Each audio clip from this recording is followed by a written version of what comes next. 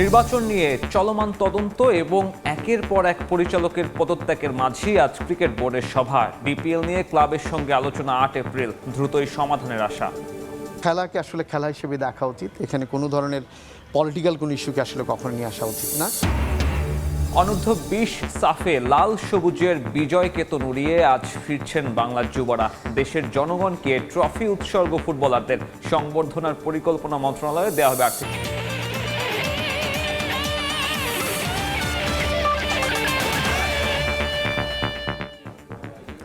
বিশ্বের নানা প্রান্তের খেলাধুলার খবর জানিয়ে দেব আমি সাব্বির মিথুন। শুরুতেই ফুটবল। অনূর্ধ্ব 20 সাফের শিরোপা দেশের জনগণকে উৎসর্গ করেছেন ফুটবলাররা। একই সঙ্গে মালদ্বীপের মাঠে হাজির হয়ে অনুপ্রেরণা যোগানো সমর্থকদের ধন্যবাদ জানিয়েছেন তারা। এদিকে ভারতকে হারিয়ে শিরোপা জেতায় জয়ের আনন্দ কয়েক গুণ বেড়েছে বলে জানিয়েছেন খেলা দেখতে আসা সমর্থকরা। মালদ্বীপ প্রতিনিধি খন্দকার ওমর ফারুকের ছবিতে বিস্তারিত।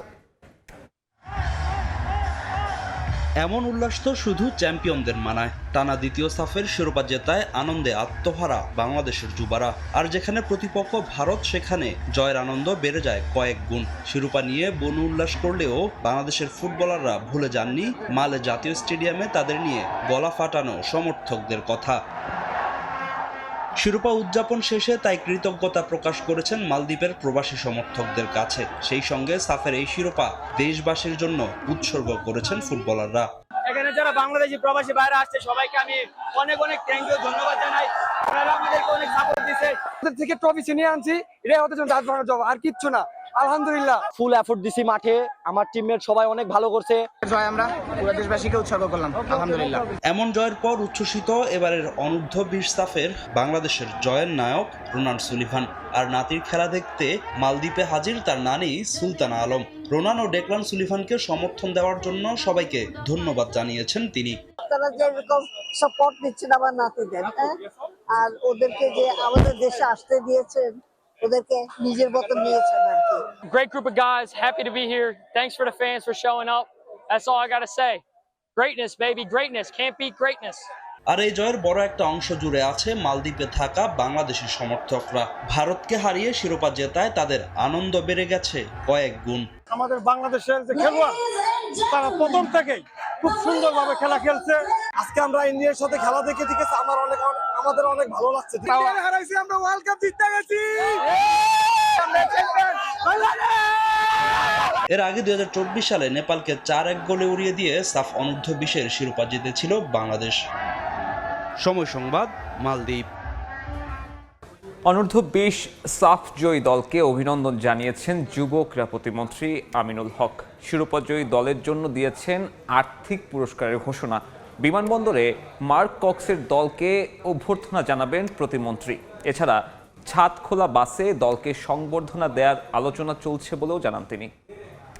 আমরা খেলোয়াড়দেরকে বরণ করার জন্য অপেক্ষায় রয়েছি। ইনশাল্লাহ আমরা এয়ারপোর্টে গিয়ে আমাদের এই বীর সন্তানদেরকে আমরা ইনশাল্লাহ বর্ণাঢ্যভাবে তাদেরকে রিসিভ করবো। আমরা আলোচনা করছি যে সাতখোলা বাসে তাদেরকে নিয়ে ঢাকা শহরে প্রদক্ষিণ করার মাধ্যমে তাদেরকে একটি বিরল সংবর্ধনা দেওয়ার চেষ্টা করবো। স্পোর্টস মিনিস্ট্রি থেকে তাদের জন্য একটি ভালো পুরস্কার থাকবে। এবারে ক্রিকেট। এ সপ্তাহে বিসিবি নির্বাচনের তদন্ত কমিটির রিপোর্ট দেওয়ার কথা। তার আগে আজ গুরুত্বপূর্ণ সভা ডেকেছেন আমিনুল ইসলামের বোর্ড। তদন্ত রিপোর্ট ও প্রিমিয়ার লিগ নিয়ে সৃষ্ট সমস্যার সমাধানে সভার গুরুত্বপূর্ণ এজেন্ডা। দেশীয় ক্রিকেটকে হুমকির মুখে না ফেলে ক্লাবগুলোকে লিগে অংশগ্রহণ করার বিষয়টি আবারও বিবেচনার আহ্বান জানিয়েছেন বিসিবির মিডিয়া কমিটির চেয়ারম্যান মকসিদুল কামাল বাবু। এছাড়া পরিচালকদের পদত্যাগে বিসিবি বেশ চাপেই আছে বলে জানান তিনি। পরিচালকদের পদত্যাগের হিড়িক ধোঁয়াশায় ঢাকা প্রিমিয়ার লিগ। নির্বাচন নিয়ে তদন্ত কমিটির রিপোর্টের অপেক্ষা। এসব মাথায় নিয়ে বোর্ড সভায় বসছেন বিসিবি কর্তারা। এ সপ্তাহে তদন্ত কমিটির রিপোর্ট দেওয়ার কথা। তার আগে সভা ডেকেছে আমিনুল ইসলাম বুলবুলের বোর্ড। সেই রিপোর্ট থাকবে আলোচনায়। সবাই থাকছে আর কি এজেন্ডা। যে সকল আলোচনা এখন আছে বোর্ড সংক্রান্ত, তারপরে বোর্ডের কার্যক্রম সংক্রান্ত, প্রিমিয়ার লিগ, তারপর হচ্ছে আপনার ওমেন্স বিপিএল, এগুলো সহ নিয়মিত বিষয়গুলো নিয়ে আলোচনা হবে। বোর্ড সভায় প্রিমিয়ার লিগই প্রধান এজেন্ডা। মৌসুম শেষ হয়ে যাচ্ছে, লিগ শুরু না হওয়া নিয়ে ক্রিকেটারদের মতো অস্বস্তিতে বিসিবিও। ক্লাবগুলোর কাছে ক্রিকেটকে ক্ষতিগ্রস্ত না করার আহ্বান বোর্ডের। লিগ না হলে বিকল্প কি হবে? আপনি যদি খেলতে না আসেন তাহলে তো আসলে এখানে জোর করে তো নিয়ে আসা যায় না কাউকে। বোর্ড হয়তো বিকল্প লিগের চিন্তা করবে। ক্লাবগুলো তো ক্রিকেটের বিরুদ্ধে না, যে সকল সংগঠক যারা আছেন তারাও কিন্তু দীর্ঘ সময় ধরে ক্রিকেট নিয়েই কাজ করতেছে। বিসিবি তো চাচ্ছে যে প্রিমিয়ার সমস্ত লিগগুলোই হোক। ক্লাবগুলোকেও আমার দিক থেকে আমি তাদেরকে আহ্বান জানাবো যে আসলে সমালোচনা চলুক, প্রতিযোগিতা চলুক, কিন্তু ক্রিকেট বন্ধ না হোক। পরিচালকদের একের পর এক পদত্যাগ নিয়েও বড্ড দুশ্চিন্তায় বিসিবি। ক্রিকেট পাড়ায় গুঞ্জন, ব্যক্তিগত নাকি কারো প্রলোভন? হুট করে কেন সরে গেলেন বোর্ড কর্তারা? তারা এই বোর্ডের এগেনেস্টে, তারাই যদি আবার এই বোর্ডের লোকদেরকে প্রলোভন দেখায় এবং সে কারণে কেউ যদি চলে যেতে, না আমি জানি না যে তারা সে কারণে গেছে কিনা, কারণ আমি আবারও বলতেছি আমি এই ধরনের কোনো অফার পাই নাই বা আমি জানিও না। আমি আপনার প্রশ্নের জায়গা থেকে বলতেছি, সেটা হইলে নিশ্চয়ই ধরে নিতে হবে যে এটা একটা অনৈতিক কাজ, এবং সেই ক্ষেত্রে কিন্তু এই বোর্ড নিয়ে প্রশ্ন তোলার কোনো সুযোগই থাকে না। এদিকে মুস্তাফিজকে বাদ দেওয়া ইস্যুতে আইপিএল কর্তৃপক্ষের দুঃখ প্রকাশকে সাধুবাদ জানিয়েছেন মিডিয়া কমিটির চেয়ারম্যান। পরবর্তী আসরে আবারও টাইগার ক্রিকেটারদের এই টুর্নামেন্টে দেখার আশা তার। খেলাকে আসলে খেলা হিসেবে দেখা উচিত, এখানে কোনো ধরনের পলিটিক্যাল কোনো ইস্যুকে আসলে কখনো নিয়ে আসা উচিত না, এবং আমি মনে করি এর মধ্য দিয়ে আগামী দিনে আবারও আইপিএলে বাংলাদেশের প্লেয়ারদের খেলার সুযোগ তৈরি হবে। তামিম হোসেন, সময় সংবাদ, ঢাকা। এই মুহূর্তে মিরপুর ক্রিকেট বোর্ড কার্যালয়ে আছেন রিপোর্টার তারেক হাসান শিমুল। বিসিবি সভা নিয়ে সবশেষ খবর জানতে সরাসরি যুক্ত হচ্ছি তার সঙ্গে।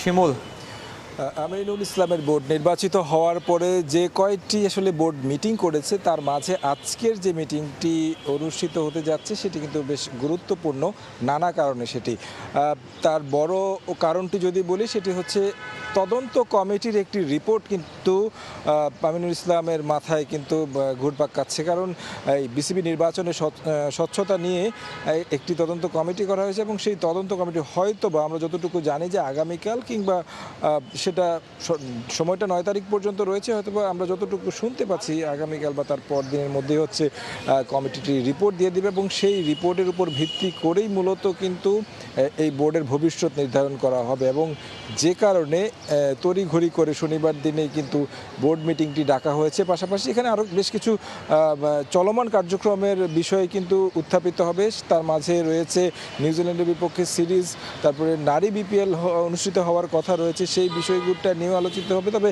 আরও একটি গুরুত্বপূর্ণ বিষয়, সেটি হচ্ছে ঢাকা প্রিমিয়ার লিগ। কারণ ইন্টারন্যাশনাল ক্রিকেট ছাড়া বলা চলে যে বিসিবির কোনো আসলে এখন ঘরোয়া ক্রিকেট কাঠামোটাই নেই বলতে হবে, যেহেতু বর্তমান বোর্ডের অধীনে যারা আসলে নির্বাচন বর্জন করেছিলেন, বিভিন্ন বড় বড় ক্লাবের সংগঠক যারা ছিলেন তারা কিন্তু বর্জন করেছেন, এবং কি তারা এই বোর্ডকে অবৈধ বলে কিন্তু ঢাকা প্রিমিয়ার লিগে অংশ নিতে অনিচ্ছার প্রকাশ করেছেন, এবং যে কারণে কিন্তু এখন পর্যন্ত মৌসুম চলমান থাকলেও সেই লিগ কিন্তু অনুষ্ঠিত হচ্ছে না। এবং এই লিগ নিয়ে আসলে কি করা যায়, যেহেতু জাতীয় দলের ক্রিকেটার ছাড়া যারা আসলে ঘরোয়া স্তরে এই লিগটার উপর ডিপেন্ড করেন, তাদের যে অবস্থার মধ্যে রয়েছেন, আর্থিক একটা সংকট অনাটনের মধ্যে আছে তারা, আমরা বিভিন্ন সময় দেখছি গণমাধ্যমে কথা বলতে। এই বিষয়টি নিয়ে কোয়াব সভাপতি তিনি নিজেও কথা বলেছেন ক্রিকেটারদের দুরবস্থার বিষয়গুলো নিয়ে। তো এখন এই বিষয়টাও বেশ গুরুত্বের সঙ্গে এই বোর্ড মিটিংয়ে আলোচিত হবে। তবে সবচেয়ে বেশি গুরুত্বপূর্ণ যে বিষয়টি রয়েছে, যে ক্রীড়া মন্ত্রণালয় বা এনএসসি যে একটি তদন্ত কমিটি করেছে, সেই তদন্ত কমিটির রিপোর্টের উপর যে ভবিষ্যৎ নির্ধারিত হতে যাচ্ছে, সেটিকে আসলে কিভাবে একটা মিউচুয়াল পরিস্থিতিতে নিয়ে আসা যায়, মন্ত্রণালয়ের সঙ্গে এনএসসির সঙ্গে কথা বলে এই বিষয়টা নিয়ে আসলে আলোচনা হবে। তবে সবচেয়ে বড় যে বিষয়টি রয়েছে, আমরা যেমনটা দেখছি যে দু একজন পরিচালক রয়েছেন যারা একটু মানে এই বর্তমান যে ক্রীড়া প্রতিমন্ত্রী রয়েছেন তার সাথে সমঝোতা করতে চান না, যে কারণে আসলে এই দূরত্বটা বেশি তৈরি হয়েছে। তো আমার কাছে এই ছিল সবশেষ খবর মিরপুর থেকে। সহকর্মী শিমুল যুক্ত হয়েছিলেন, জানাচ্ছিলেন বিসিবি বোর্ড সভার সবশেষ খবর। এবারে ভিন্ন প্রসঙ্গ, কাল শুরু হচ্ছে হামের বিশেষ টিকাদান কার্যক্রম। সার্বিক পরিস্থিতি নিয়ে সচিবালয়ে ব্রিফ করছেন স্বাস্থ্যমন্ত্রী সর্দার মোহাম্মদ সাখাওয়াত হোসেন। সরাসরি যাচ্ছে সেখানে। রাজশাহী, বরিশাল, নওগাঁ, জেসুর, নাটোর, মুন্সিগঞ্জ, মাদারীপুর, ঢাকা, ঝালকাঠি, শরীয়তপুর এই 18টা ডিস্ট্রিক্টের অধীনে 30টা উপজেলায় আমরা আগামীকাল সকাল 9টা থেকে টিকা কার্যক্রম মিজেলস আমরা শুরু করতে যাচ্ছি। তার মধ্যে 5টি স্পটে আমরা নিজেরা আমাদের মন্ত্রণালয় থেকে সরকারের পক্ষ থেকে আমরা উপস্থিত থাকব। বাকি 25টা উপজেলায় আমাদের সিভিল সার্জনগণ স্থানীয় কর্মকর্তাদের নিয়ে ওই কাজটা উদ্বোধন করবেন। যেই 5টায় আমরা যাচ্ছি, আমি নিজে আমার ডিজি আমাদের স্বাস্থ্য বিভাগ নিয়ে সহ আরও 2-1 কর্মকর্তা সহ আমি যাচ্ছি ঢাকার নবাবগঞ্জ। আমার মাননীয় প্রতিমন্ত্রী উনি যাচ্ছেন গাজীপুর সদর, সাথে আরও কর্মকর্তা নিয়ে। পাবনা সদরে যাচ্ছেন আমাদের সচিব মহোদয়, পাবনা সদরে উনি যাচ্ছেন কালকে, আজকে যাত্রা করবেন, কালকে সকালে থাকবেন পাবনা সদর। নলছটি উদ্বোধন ঝালকাঠি, ওখানে থাকবেন আমাদের মাননীয় উপদেষ্টা ডক্টর জিয়া হায়দার, উনি ওইখানে থাকবেন। কক্সবাজারে থাকবেন আমাদের স্বরাষ্ট্রমন্ত্রী জনাব সালাউদ্দিন আহমেদ এমপি। এই 5টা স্পটে আমরা নিজেরা থাকব। বাকি স্পটগুলিতে আমাদের সিভিল সার্জন মহোদয়গণ স্থানীয় কর্তৃপক্ষকে নিয়ে ওনারা থাকবেন এবং এই কার্যক্রম শুরু হবে। নাম্বার 3, আমরা কাকে দিতে যাচ্ছি? আমরা তখন বলেছিলাম 5 years to 10 years, এটা একটু চেঞ্জ হয়েছে। মানে এই পর্যন্ত যত রুগী মিজেলে ভর্তি হয়েছে তার মধ্যে 82% রুগী হইল 5 বছর, মানে 6 মাস থেকে 5 বছরের নিচে। এই ব্র্যাকেটের ভিতরে রুগী 82%, এবং এইখানে ডেটটা বেশিও হচ্ছে। সেই কারণে আমরা ফার্স্ট হিটে নিয়েছি, ফার্স্ট কনসিডারেশন নিয়েছি 6 মাস থেকে 59 মাস, মানে 5 বছরের থেকে 1 মাস কম। এই গ্রুপটাকে আমরা কালকে থেকে শুরু করতেছি। এটাকে আমরা ফার্স্ট কভার করতে চাচ্ছি অল ওভার দ্য কান্ট্রি। এই 30টা উপজেলা শুরু করা মানে আমাদের কার্যক্রম শেষ না। আমরা এটাকে যেহেতু এখানে প্রবল আকার ধারণ করেছে, এটাকে আমরা কন্ট্রোলে নিয়ে বাকিগুলিতে আমরা কাজে অগ্রসর হব ইনশাল্লাহ। কোনোটাই থেমে থাকবো না। ফার্স্টে শুরু করতেছি 6 মাস থেকে 59 মাস, যেটাতে এখন অ্যাটাকটা বেশি, এটাকে আমরা এখন টিকা দান করব আল্লাহ যদি বাঁচান। এদের সাথে যারা আক্রান্ত পেশেন্ট, জ্বর অথবা যাদের মিজেল হয়েছে, তাদেরকে আমরা সাথে সাথে ভিটামিন এ খাওয়াই দিব। ভিটামিন এ প্রত্যেক হসপিটালে যেখানে রুগী আছে এটা খাইয়ে দেওয়া হবে এই আমাদের এই কর্মসূচির ভিতরে। কিন্তু মনে রাখবেন, যাদের টিকা দেওয়া হচ্ছে সুস্থ, তাদেরকে কিন্তু ভিটামিন এ দেওয়া হবে না।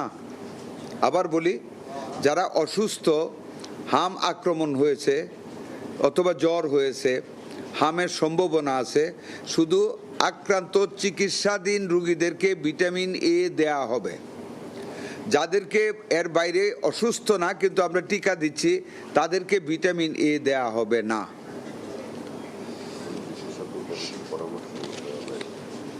সকাল 9টা থেকে শুরু করা হবে। এই যে আপনাদেরকে আমরা এইজ গ্রুপ বা ভিটামিন এ, এটা যেটা আমরা বললাম, এই কথাগুলি আমাদের নিজেদের না, বিশেষজ্ঞ কমিটির পরামর্শক্রমে স্বাস্থ্য নিয়ে যারা ডিল করেন, যেমন ওয়ার্ল্ড ব্যাংক, ইউনিসেফ, এই নিটাকের একটা বিগ ইন্টেলিজেন্ট কমিটি আছে, ওনারা প্লাস আইসিডি ডিআরবির লোক সবাই মিলে যে সিদ্ধান্ত দিয়েছেন, we are going to execute that thing. এটাই তো আমাদের মুদ্রা কথা না, নাথিং। আচ্ছা, আরেকটা কথা আপনাদের সামনে, আমি সবসময় আমি খুব আপনাদের উপর নির্ভরশীল আল্লাহর পরে। তার কারণ আপনারাই কিন্তু বাঁচাইতেও পারেন, আপনারা কনফিউজও করাইতে পারেন। আমি বরাবরই আপনাদেরকে অনুরোধ করছি, আপনারা একটা মেসেজ দিবেন। আমরা কিন্তু আপ্রাণ চেষ্টা করতেছি, ডেথ রেট কমিয়ে আসছে ইনশাল্লাহ, এখন ভ্যাকসিনেশনে চলে যাচ্ছে, আশা করি আমরা ফুল কন্ট্রোলে নিয়ে নিব। আপনারা দয়া করে জাতিকে আপনারা একটা মেসেজ দিবেন। আমি তো বলতেছি, আমারটা বলবেন, আমার মন্ত্রণালয়ের পক্ষ থেকে বলবেন, আপনারা বলবেন, জাতি যেন আতঙ্কিত না হয়। আমরা করোনার মতন জিনিসকে বিশ্বের যে কোনো দেশের চাইতে আমরা ভালো মেনটেন করেছি আমাদের ডাক্তাররা। আশা করি এটাও আমাদের ডাক্তাররা যেভাবে পরিশ্রম করতেছে, বিশ্বাস করেন এরা এখন মৃত্যুর ভয় নেই, সমানে কাজ করতেছে আমাদেরকে মানুষকে বাঁচানোর জন্য। দেখেন, আমাদের একটা ভেন্টিলেটর নাই। আমরা এই পর্যন্ত প্রায় কয়টা ডেলিভারি দিয়েছি, আমাদের পাইপলাইনে আছে আরও 20টার মতো ভেন্টিলেটর, যেখানে জরুরি দরকার আমরা ভেন্টিলেটর সাপ্লাই করে দিয়েছি, যেই জন্য ডেথ রেটটা 10টা দিয়ে দেওয়া হয়েছে, রাজশাহীতে 5টা দেওয়া হয়েছে। আর আরও অবাক হবেন আল্লাহ কিভাবে আমাদেরকে বাঁচান। এই ভেন্টিলেটর ছাড়া আমাদের ডাক্তাররা কিছু মেথড ইভলভ করেছে, যেটা দিয়ে এখন লাঙে অক্সিজেন দেওয়া যায়, ভেন্টিলেটরও লাগে না। আমাদের আইসিডি দেবে ডক্টর কিনা না তাহমিদ, ডক্টর তাহমিদ একটা বিউটিফুল জিনিস উদ্ভাবন করে। যাই হোক, আমরা ফাইট করে আপনারা জাতিকে আতঙ্কিত না হওয়ার একটা অনুরোধ রাখবেন, আমরা আপনাদের মাধ্যমে অনুরোধটা রাখলাম। ধন্যবাদ আপনাদেরকে। জি,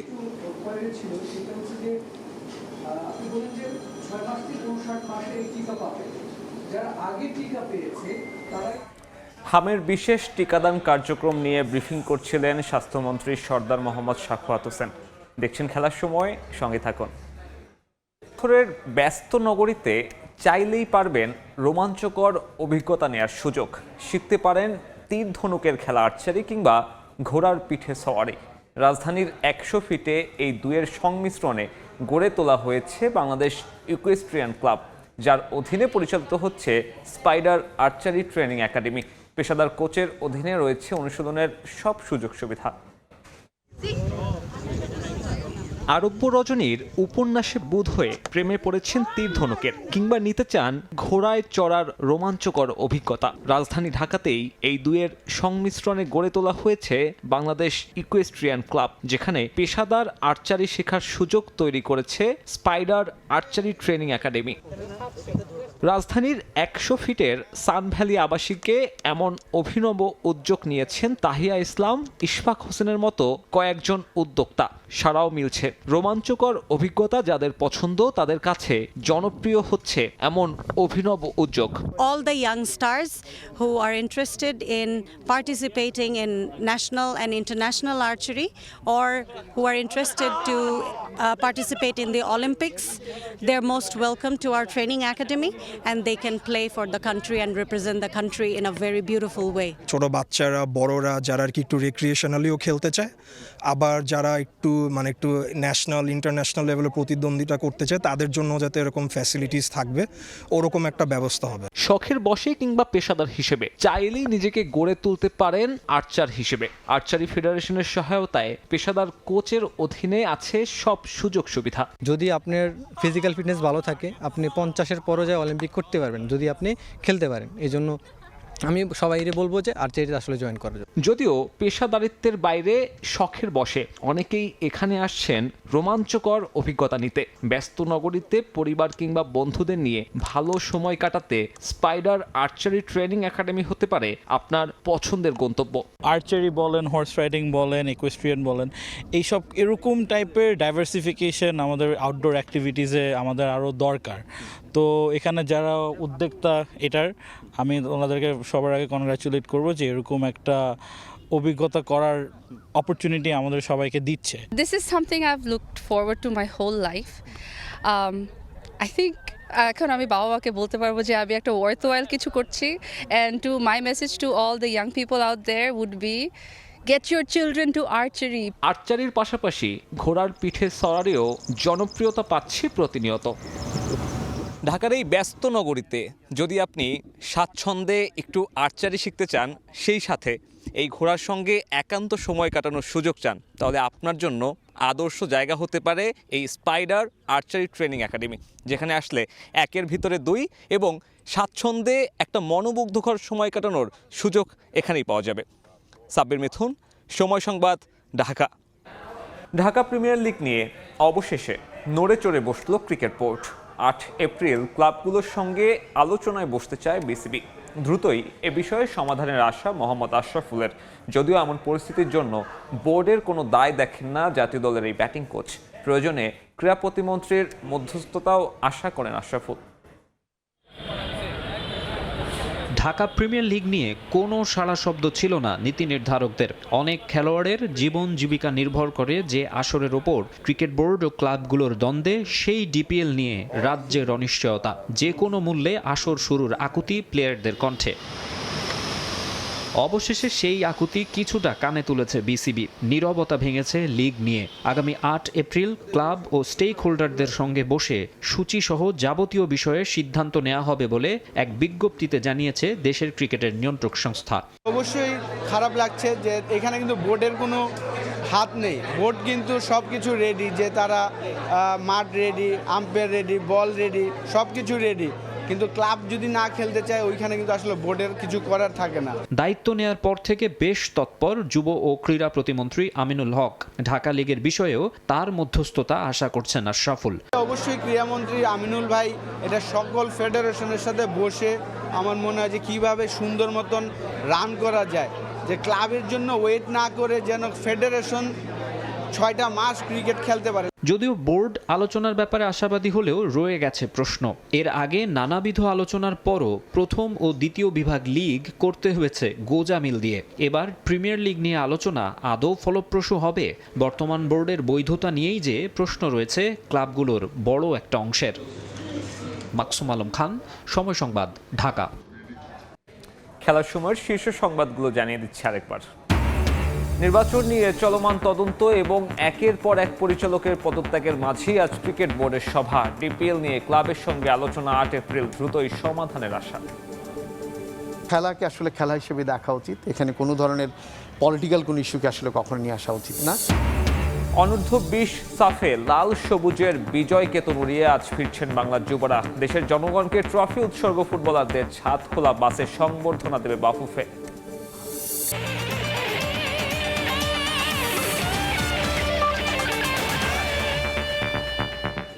এই ছিল খেলার সময়। এরপর দুপুরের সময় সঙ্গে থাকবেন জাফর সাদিক। ধন্যবাদ সাব্বির। দুপুরের সময় নিয়ে আসছি কিছুক্ষণ পর, সঙ্গে থাকুন সময়।